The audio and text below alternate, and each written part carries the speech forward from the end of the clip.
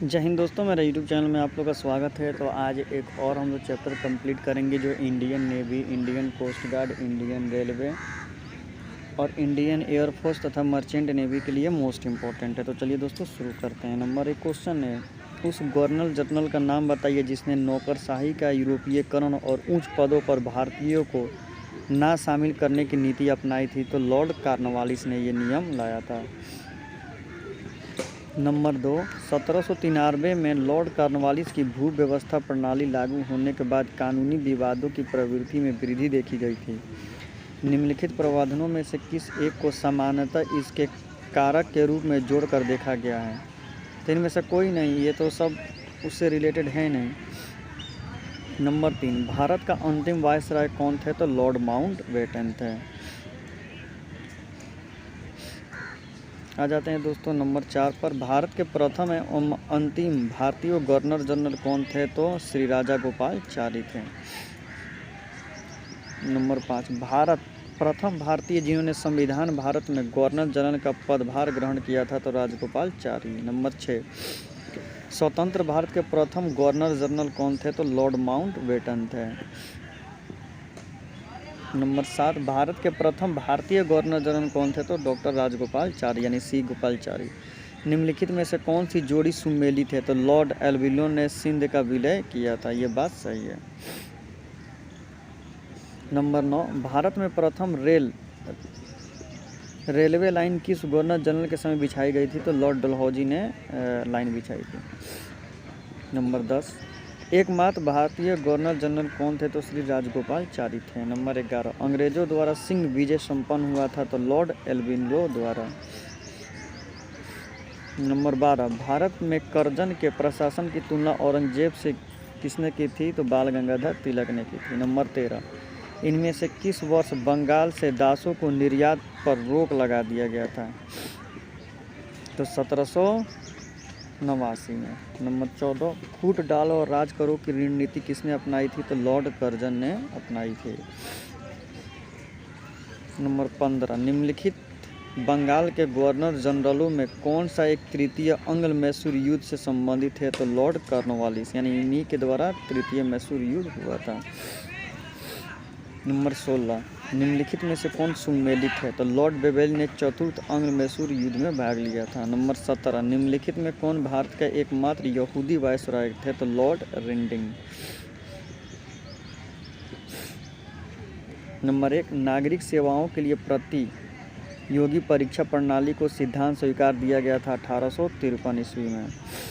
Number 2, 1793 में एक विनिमय द्वारा जिला कलेक्टर को उनकी न्यायिक शक्तियों से वंचित कर दिया गया और केवल संग्रह अभिकर्ता बना दिया गया। ऐसा विनिमय का क्या कारण था? इसको क्यों लाया गया था? तो नंबर सी हो जाएगा, लॉर्ड कॉर्नवालिस जिला कलेक्टर के लिए। नंबर 3, ब्रिटिश इंडिया के निम्नलिखित में से किस एक अधिनियम ने सामूहिक कार्यचलन के स्थान पर विभाग या विभागीय पद्धति द्वारा वायसराय की कार्यकारी परिषद पर उनके पद अधिकार को बल प्रदान किया था? तो ईस्ट इंडिया काउंसिल एक्ट 1861।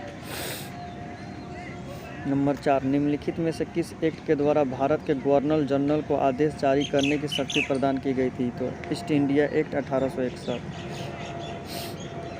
मिलान करने वाला है, इसको स्किप करते हैं। नंबर 7 आप देख लेते हैं, निम्नलिखित में से किस अधिनियम के अंतर्गत भारतीय संविधान परिषद को बजट पर बहस करने की शक्ति प्रदान की गई थी? तो भारतीय परिषद अधिनियम 1892। नंबर 8, भारत में द्वैध शासन प्रारंभ किया गया था मॉन्टफोर्ट सुधारों द्वारा। नंबर 9, द्वैध शासन प्रणाली लागू करने वाला एक्ट आया था 1919 में। नंबर 10, मैकके-चॉसफोर्ड की रिपोर्ट थी? तो भारत सरकार अधिनियम 1919 के आधार पर बनाई गई थी। चार्टेड एक्ट 1833 में निम्नलिखित प्रावधानों में से कौन सा एक नहीं था? तो नंबर डी, गवर्नर जनरल की काउंसिलिंग में विधि सदस्य के रूप में एक भारतीय की नियुक्ति, ये बात उसमें नहीं लिखी गई थी। नंबर 12, भारत सरकार अधिनियम 1935 निम्नलिखित में किसके रिपोर्ट पर आधारित था? तो साइमन कमीशन के रिपोर्ट पर बनाया गया था। नंबर 13, निम्नलिखित कथनों पर विचार कीजिए। 1935 के भारत सरकार अधिनियम की कुछ विशेषताएं थी, इनमें से कौन सी विशेषता थी? तो आपका हो जाएगा नंबर बी, 1 और 2 दोनों।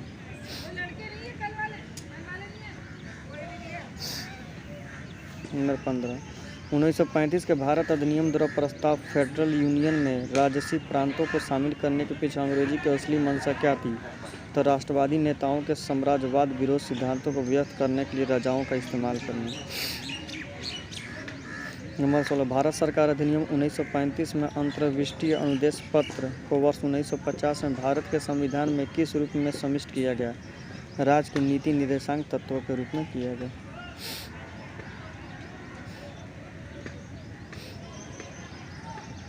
नंबर 19, बिल्कुल प्रभाव से भारत के राष्ट्रपति के पद पर आसानी व्यक्तियों को निम्नलिखित में से कौन एक सही क्रम है? राजेंद्र प्रसाद, एस राधाकृष्णन, जाकिर हुसैन। नंबर 20, बॉम्बे, मद्रास और कोलकाता में उच्च न्यायालय की स्थापना की गई थी, तो ये 1861 ईस्वी में। नंबर 21, भारतीय राष्ट्रीय कांग्रेस ने अपने किस अधिवेशन में भारत सरकार अधिनियम 1935 को अस्वीकार किया था? तो लखनऊ अधिवेशन 1936। Number 22, British east India company ने चाय के व्यापारिक एक अधिकार को कब खोया था? तो 1833 के चार्टर्ड एक्ट अधिनियम के द्वारा। नंबर 23, निम्नलिखित अधिनियम में प्रथम बार किसमें गवर्नर जनरल ऑफ बंगाल के पद हेतु प्रावधान किया गया था? तो रेगुलेटिंग एक्ट अधिनियम 1773। नंबर 24, 1935 का गवर्नमेंट ऑफ इंडिया एक्ट क्यों महत्वपूर्ण है? तो यह भारतीय संविधान का प्रमुख स्रोत था। नंबर 25, भारत सरकार अधिनियम 1919 ने निम्नलिखित में से किसको स्पष्ट रूप से परिभाषित किया? तो केंद्रीय एवं प्रांतीय सरकार के अधिकारिता में। नंबर 26, बोर्ड ऑफ कंट्रोल की स्थापना किस अधिनियम के अंतर्गत हुई थी? तो पिट्स इन इंडिया एक्ट के अंतर्गत हुई थी। तो दोस्तों यही एक वीडियो है। अगर वीडियो अच्छा लगे तो चैनल को सब्सक्राइब करें और कोई गलतियाँ हो तो कमेंट करें। तो thank you so much for watching this video. Thank you everyone. Thank